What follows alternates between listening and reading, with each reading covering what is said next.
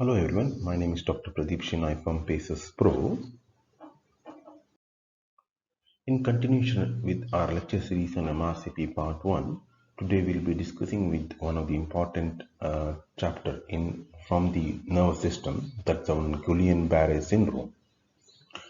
Guillain-Barré syndrome is an immune-mediated demyelination of the peripheral nerves. It presents as a subacute neuropathy. Remember, it is also called as autoimmune inflammatory demyelinating polyneuropathy, also called AIDP.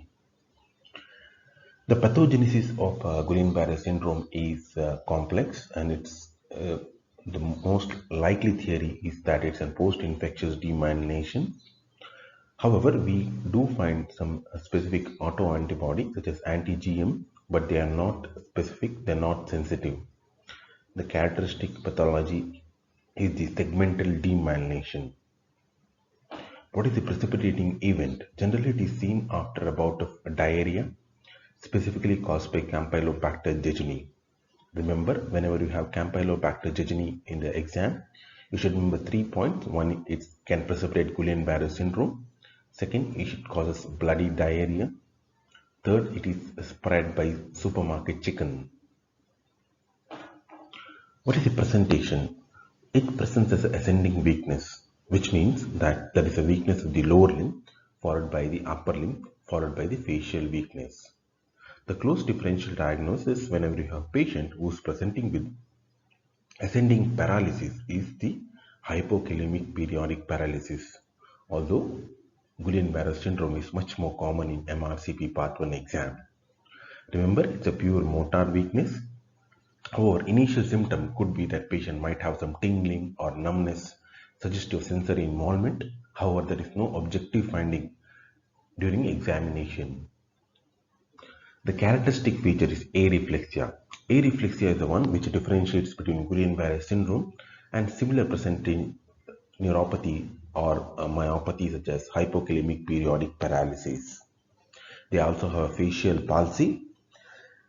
One of the complications of Guillain-Barré syndrome is involvement of the respiratory muscle presenting as a respiratory failure, which is present up to 10 to 20% of the patients.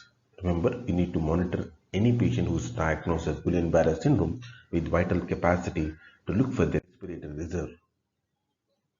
How do you manage? Once you are diagnosed as a case of Guillain-Barré syndrome, you have two very important options. One is plasma exchange. Second is the IV immunoglobulin. Now, what is plasma exchange? In plasma exchange, we remove the pathological antibody or the proteins and replace them with the fresh plasma or albumin. So, infusion of fresh plasma gives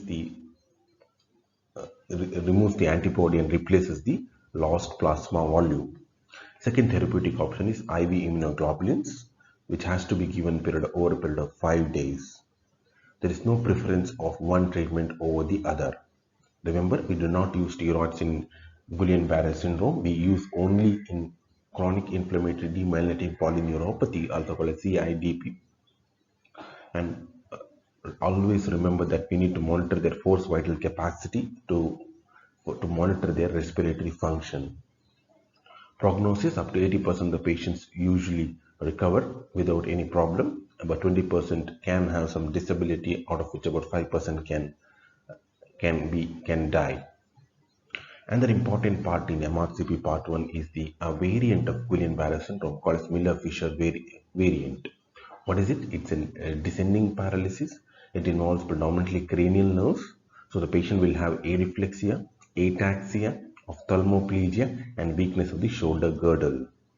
So it predominantly presents as a weak descending paralysis involving the cranial nerves.